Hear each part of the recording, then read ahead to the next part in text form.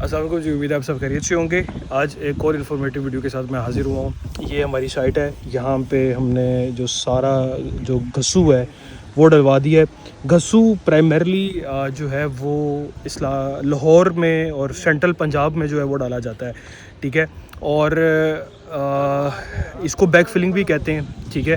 और आम तौर पे होता ये है कि लाहौर या इस्लामाबाद की अगर साइड है, जैसा ये हमारे साथ पे एक घर है, तो ये इस घर की जो मिट्टी निकली है इसी को ही अगर इस्लामाबाद में आपका प्रोजेक्ट है तो इसी को ही वापस बैकफिल कर दिया जाता है, यानी इसी को ही वापस डाल दिया जाता है। लेकिन लाहौर में जो है ना वो हम एक घसू इस्तेमाल करते हैं। घसू is basically a mixture of रेत और मिट्टी का जो है ना वो मिक्सचर होता है। जैसे ये आप हमारी साइड पे देख सकते हैं कि कुछ जगहों पे आपको रेत नज़र आ रही होगी, कुछ जगह पे आपको मिट्टी नज़र आ रही होगी, हल्का सा पानी भी लगा हुआ है। बट अगर मैं ये जिस तरह ये सरफेस है इसको मैं देखूँ तो ये नीचे से थोड़ी सी मिट्टी भी निकलेगी, थोड़ी सी ऊपर रेत भी पड़ी हुई है, ठीक है।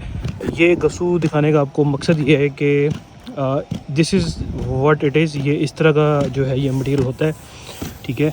और आप ये भी देख सकते हैं ये मिट्टी है, ये इसकी रेत होती है और इस तरह का ये मिक्सचर होता है, यानी प्योर रेत नहीं होती, ना ही ये प्योर मिट्टी होती है। ये एक टाइप ऑफ मिक्सिंग है जो हम करते हैं for back filling in Lahore and particularly in central Punjab जो है ना वो हम इन चीज़ों को लेके चलते हैं।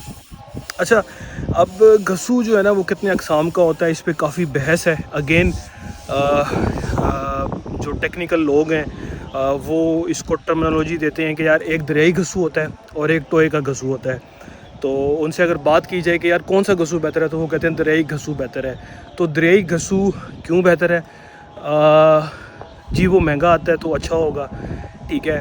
और जी उसमें रेत ज़्यादा होती है। भाई कितने % ज़्यादा होती है रेत नहीं पता, ठीक है।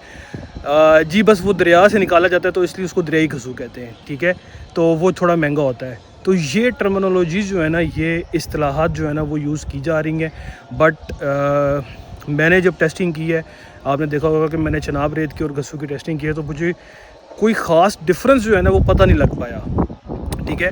अब यहाँ पे जो हमने घसू डलवाया है, आई थिंक कि आप घसू वो डलवाएं जो करीबी अवेलेबल है और जो इजीली अवेलेबल है। हाँ, कोशिश करें कि वो साफ़ सुथरा हो। जिस तरह यहाँ पे देखें कि कुछ जगहों पे शायद कोई पौधे शौधे आपको नज़र आ रहे हैं, जिस तरह ये नज़र आ रहा है या ये वेजिटेशन नज़र आ रही है, तो ये आपका चौकीदार या आपके लेबर वगैरह निकाल सकते हैं। लेकिन आपको देख रहे होंगे कि प्राइमरली कोई बड़े बड़े डेले पत्थर या जिस तरह एक ये है, 2-4 ये हैं, ये नज़र आ रही हैं, तो ये तो आपकी टीम भी उतार के फेंक सकती है, ठीक है। लेकिन ओवरऑल ये घसू एक बेहतर है। अगर इसके अलावा आप मैं और भी दिखा देता हूँ जगह पे, यानी वेजिटेशन तकरीबन ना होने के बराबर है। मैं अगर कहूँ तो 10% वेजिटेशन होगी, लेकिन वो विद टाइम खुद ही डेड हो जाएगी और आप उसको जो है वो क्या कहते हैं यूटिलाइज़ इजीली जो है वो कर सकते हैं। अब पॉइंट ये है कि यार घसू डलाया कौन सा जाए, दरियाई घसू या टोए वाला घसू या कौन सा घसू, ठीक है। भाई इतने कंफ्यूज ना हो, ना ही चीज़ों को इतना कम्प्लेक्स करें, ना अपने लिए ना हमारे लिए। मट्टी और रेत का जो मिक्सचर है उसको डलवाया जाए। हर जगह पे मट्टी की रंगत और रेत की रंगत भी मुख्तलिफ होती है। जिस तरह इवन लाहौर में सेंट्रल पार्क कसूर वाली साइड पे रंगत थोड़ी सी ब्राउनिश किस्म की है, DH वाली साइड पे थोड़ी सिल्वरिश किस्म की है। अगर इस नहर वाली साइड देखें, पार्क व्यू, बहरिया टाउन, तो वहाँ पे भी घसू जो है ना वो सिल्वरिश किस्म का जो है आता है। अब ये देखें, ये मिट्टी आपकी पड़ी हुई है, ये ब्राउनिश है और ये आपका घसू है, तो आप देख रहे हैं कि दोनों का आपस में कितना फ़र्क है, ठीक है। ये एक ग्रेइश कलर का होता है। तो अगेन आप दोनों में से कोई भी घसू डलवाएं, पॉइंट ये कि उसकी अच्छी कंपेक्शन करवाएं, ठीक है।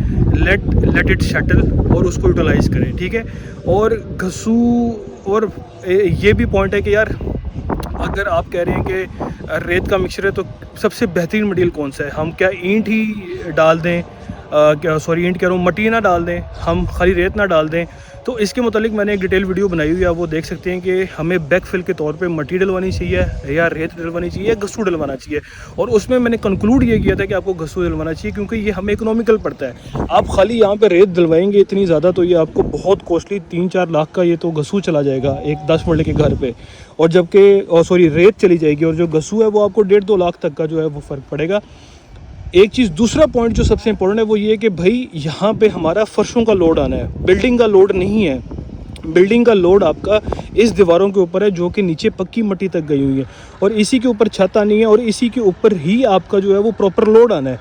ये आपके फ्लोर्स हैं, यहाँ पे आपका मैक्सिमम लोड क्या होना है? मेरा ये सवाल है कि यहाँ पे वो मैक्सिमम हमारा आप ये समझें कि बेड होता है, बेड हो जाएगा, डाइनिंग टेबल हो जाएगा, बंदे यहाँ पे खड़े हो जाएंगे, इससे ज़्यादा यहाँ पे लोड नहीं है। ठीक है, छत का लोड तो है ही नहीं, ये फ़र्श है। तो इस चीज़ को इतना इम्पोर्टेंस देने की कोई ख़ास ज़रूरत नहीं है। एक घसू है जो है जो मिट्टी और रेत का मिक्सचर है, साफ़ सुथरा हो, उसको आप डलवाएं। दरेई घसू और उसकी टर्मिनोलॉजीज़ में कई क्लाइंट्स फंसते हैं, हमें भी फंसाते हैं, और एक कन्फ्यूजन उनके जहन में भी रहती है, हमारे जहन में भी रहती है। ठीक है, हाँ, दरियाई घसू महंगा क्यों आता है कि वो कहा जाता है कि जी वो दरिया के दरमियान से निकाला जाता है। भाई किसने जाके देखा है? हाँ, दरियाई घसू की ये ज़रूर बात है कि थोड़ा सा साफ़ होता है, बट वो अपनी कॉस्ट को जस्टिफाई नहीं करता। अगेन, अगर आपको दरियाई घसू मिल रहा है तो आप वो डलवा लें। ठीक है, ये वीडियो बनाने का मकसद है कि ये कोई दोनों का कोई कंपैरिजन या वर्सेस नहीं चल रहा है कि यार ये अच्छा है ये बेहतर है। आप किसी भी चीज़ को जो है वो कर सकते हैं, और ये कोई इसमें कोई ख़ास मैं ये बताता चलूँ कि कोई ख़ास मेरी राय नहीं है। आपको जो चीज़ बेहतर मिल रही है या जो चीज़ अवेलेबल है उसी को ही आगे यूटिलाइज़ करें।